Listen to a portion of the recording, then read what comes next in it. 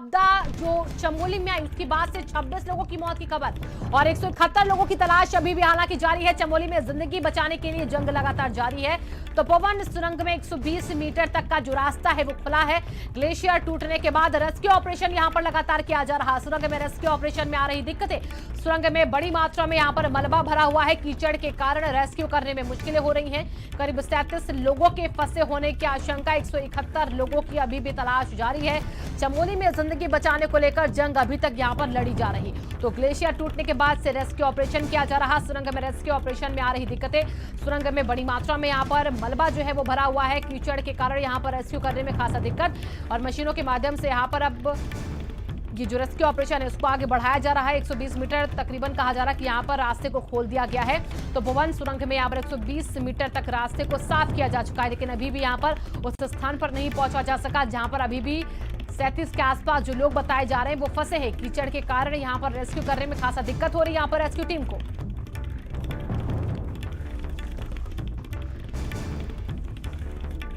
तो तस्वीरें लगातार हम आपको दिखा रहे हैं किस तरीके से देखिए वहां पर रेस्क्यू ऑपरेशन चलाया जा रहा था। वो तस्वीरें आपके सामने, लोगों को वहां से जो अभी तक बाहर निकाले जा चुके हैं छोटे टनल से, उनको अस्पताल पहुंचाया गया जिनकी स्थिति नाजुक दिखी थी। और उसके बाद यहां पर बड़ी टनल तपोवन सुरंग है उससे लोगों को बाहर निकालने की कोशिश की जा रही है।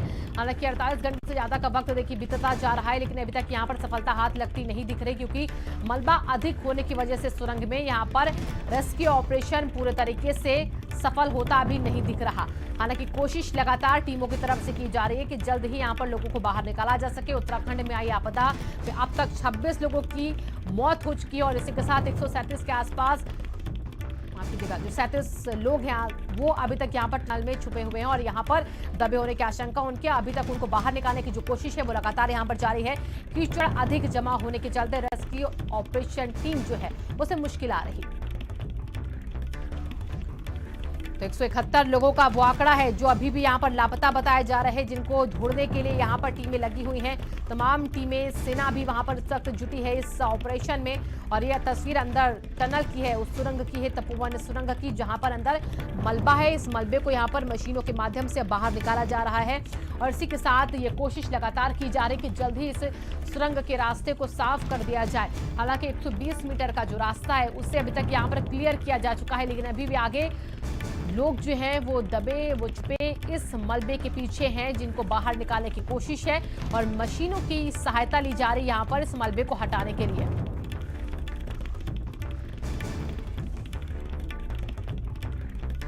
हमारे साथ राहुल सिंह शेखावत जो कि वरिष्ठ पत्रकार हैं वो भी जुड़ चुके हैं। राहुल जी, अभी तक यहाँ पर रेस्क्यू ऑपरेशन चल रहा है, 48 घंटे का वक्त बीत चुका है, कब तक कहना यहाँ पर यहाँ की सरकार प्रशासन का कि इस मलबे को हटा लिया जाएगा? स्थिति कैसी वहां पर ताजा? देखिए, जो लगातार जो रेस्क्यू ऑपरेशन है, जो आप जानते हैं किस तरह जल प्रलय जो आई थी परसों, उसमें उसके बाद लगातार रेस्क्यू ऑपरेशन चल रहा है। जो एसडीआरएफ है, एनडीआरएफ है, उसके अलावा जो डिस्ट्रिक्ट एडमिनिस्ट्रेशन है उनकी जो टीम है वो उसमें लगातार लगी हुई है। और जो मलबा है, मलबे से लोगों को निकालने का काम जारी है, क्योंकि आप जानते हैं, मैं आपको जानकारी दूं, तकरीबन 197 लोग अभी ये लापता है। और जो कुछ जो लोग जो 28 मतलब लगभग 28 के आसपास जो है डेड बॉडीज में निकाल ली गई हैं। उसके अलावा देर रात तक, जो रात में भी जो है जो रेस्क्यू ऑपरेशन वहां चला था, कोशिश ये है कि जो जिन लोगों की जिंदगी बचाई जा सकती है ना, उनको बचा लिया जाए। और जो सुरंग है, बेसिकली आप जानते हैं कि जो एक पावर प्रोजेक्ट तो पूरी तरह से वॉश आउट हो गया था और दूसरा काफी डैमेज हुआ है। तो उसकी जो सुरंग, जो टनल, जो पावर प्रोजेक्ट अगर आपको जानकारी हो तो उसमें एक सुरंग होती है। तो सुरंग में जो लोग फंसे हुए हैं, है ना, तो उनको निकालने का, उनको बचाने का काम एक तरह से कह सकते हैं वो जद्दोजहद जारी है और लगातार वो काम चल रहा है। और उसके बाद सेंट्रल गवर्नमेंट और स्टेट जो मशीनरी है, अब वो पूरा एक दोनों के बीच में कोऑर्डिनेशन है। और इस तरह से जो है कोशिश ये है कि जो लोग बच सकते हैं या उनको बचा लिया जाए। जैसे मैंने आपको बताया, 197 लोग लापता है। अब कितने उनमें से रिकवर हो पाएंगे नहीं कहा जा सकता, लेकिन उन सबको जो है बचाने का काम जारी है। और टनल चूंकि लगभग 2.5 किलोमीटर लंबी टनल है, उसमें जब फ्लड आई थी, जब ऊपर से पानी का सैलाब आया था जो ग्लेशियर टूटने के बाद, तो उसमें सिल्ट बहुत, उसमें मतलब मलबा बहुत उसमें जाता है, तो वो एक दिक्कत आ रही है। लेकिन उसके अलावा लगातार कोशिशें जारी हैं। जी राहुल जी, देखिए यहाँ पर अभी तक सुरंग को कितना साफ किया जा चुका है, कितना रास्ता सुरंग का अभी तक खोला जा चुका है, इसको लेकर क्या अपडेट है?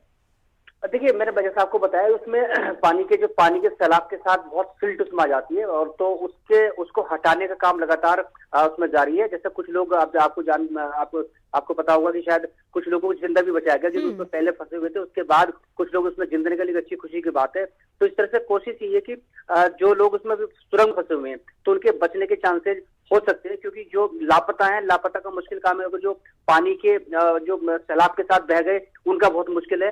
जो सरकारी जो लिस्ट है उसके हिसाब से लगभग 197 के आसपास लापता बताए गए हैं, लेकिन जो सुरंग में अगर सपोज कोई बचे तो उनको बचाया जा सकता है। तो वही कोशिश जारी है, लगातार पूरी जो ऑपरेशन है वो लगातार चल रहा है।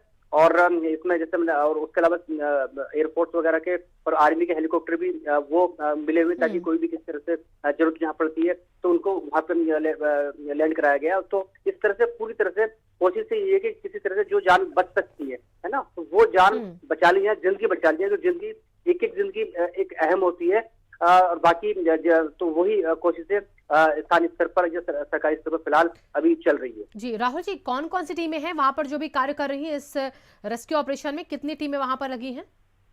देखिए एसडीआरएफ की टीम है वो वहाँ लगी हुई है। उसके अलावा जो एनडीआरएफ है वो टीम भेजी गई। उसके अलावा जो जिला प्रशासन, जो स्थानीय प्रशासन है उसकी टीम है। उसके अलावा जो लोकलाइट है वो भी उसमें अपने एक महत्वपूर्ण योगदान दे रहे हैं। और आप जानते हैं कि पहाड़ पे जो तमाम जो लोग रहते हैं, जो स्थानीय लोग हैं, वो इस तरह की जो विभीषिका है उसको झेलने के एक तरह से कह सकते हैं आदि होते हैं। उस परिवेश में चूंकि पैदा होते हैं तो उनको समझ में होती है, उनको उस चीज की समझ होती है। तो इस तरह से पूरा एक समुचित एक पूरे समन्वय के साथ जो है कोशिशें की जा रही हैं। और एक ही अच्छी पूरी इस विपदा में, आपदा में एक चीज अच्छी रही कि ये हादसा जो था, जो पानी का सैलाब आया था ग्लेशियर टूटने के बाद, वो दिन में हुआ था।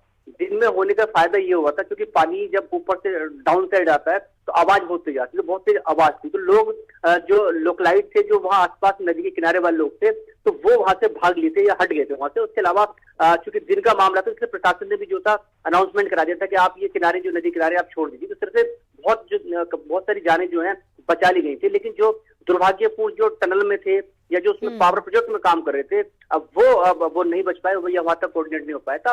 और जो ये लापता है, जो पानी के सैलाब के साथ बहे हैं, ये वही लोग हैं जो उसमें काम करते हैं। लेकिन दिन में होने का ये जरूर फायदा हुआ था कि कम से कम कुछ जान हमारी बच गई थी, जो लोगों की जान बच गई थी।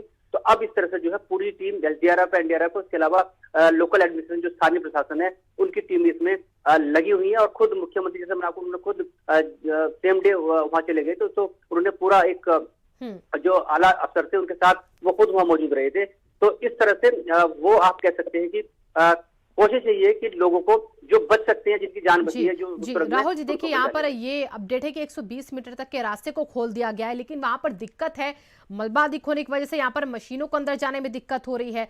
सांस लेने में भी कहा जा रहा है कि यहाँ पर जो टीम गई है अंदर, जो लोग वहां पर हमारे जवान गए, उन्हें काफी दिक्कत हो रही है। आप बिल्कुल देखिए, टनल में टनल में जब पानी का सैलाब आए तो उसमें बहुत सारी गाद आ जाती है, उसमें जो सिल्ट जिसको आप बोलते हैं ना, बहुत आ जाती है। तो उसमें पहले देखिए दो चीज होता है कि उसको साफ करना होता है, उसमें अंदर उसको धीमे धीमे साफ पीछे हटाना होता है ताकि उसमें कुछ निकाल जाए। तो मैंने आपको बताया 2.5 किलोमीटर एक लंबी सुरंग है। 2.5 किलोमीटर एक बहुत लंबा एरिया, एक बहुत लंबी सुरंग होती है।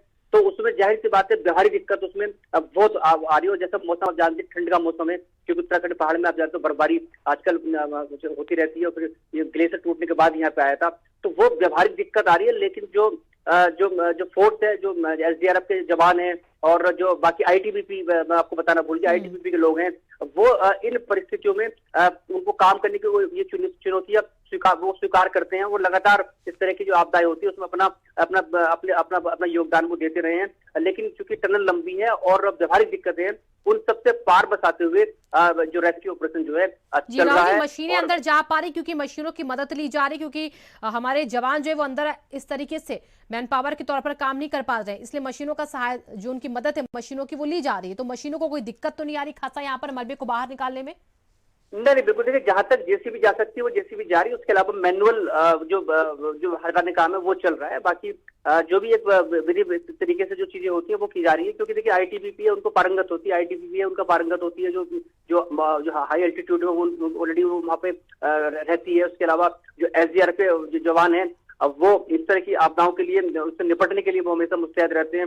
तो वो कर रहे हैं। मतलब देखिए जितना बेहतर जितना किया जा सकता है, प्रायोरिटी ऐसे देखिए, आपदा किसी के हाथ में नहीं, लेकिन आपदा के बाद रेस्क्यू ऑपरेशन करना किसी भी सरकारी और शासन के सामने चुनौती होता है, और उसकी उस पर जो सवाल खड़े होते हैं, अगर वो निष्क्रिय होता है तो सवाल खड़े होते हैं। अगर मुस्तैदी के साथ, अगर वो तत्परता के साथ काम करता है तो उसकी फिर तारीफ भी की जा सकती है। तो एक ये अच्छी चीज है कि चूंकि दिन में वाकया हुआ था, तो ये कम से कम कुछ लोग स्वाभाविक तौर से बच गए, और बाकी जो उसमें फंस गए हैं उनको निकालने का काम अभी चल रहा है। और नुकसान देखिए बहुत बड़ा हुआ है, नुकसान इसमें कोई दो राय नहीं। जैसा एक पावर प्रोजेक्ट पूरा वॉश आउट हो गया, दूसरा काफी डैमेज हुआ, उसके अलावा जितना पानी के उसके फ्लड के साथ जितना जो आसपास उसमें आता गया वो उसमें बह गया है, और चीजें धीमे धीमे और अभी आगे अभी इसमें साफ होंगी। क्यों ग्लेशियर टूटा, क्या चीज है, वो एक वैज्ञानिक उसके पीछे कारण हो सकते हैं। उस पर उत्तराखंड में देखिए लगातार एक बहस हमेशा रही है, उत्तराखंड बने हुए 20 साल हो गए हैं। ये बहस हमेशा रही है कि बड़े ये बांध जो है बिजली परियोजना के लिए जो बांध बनाए जाए न बनाए जाए, एक तबका है जो हमेशा चलिए आप नजर बना के रखिएगा राहुल जी। बहुत बहुत शुक्रिया आपका तमाम जानकारियों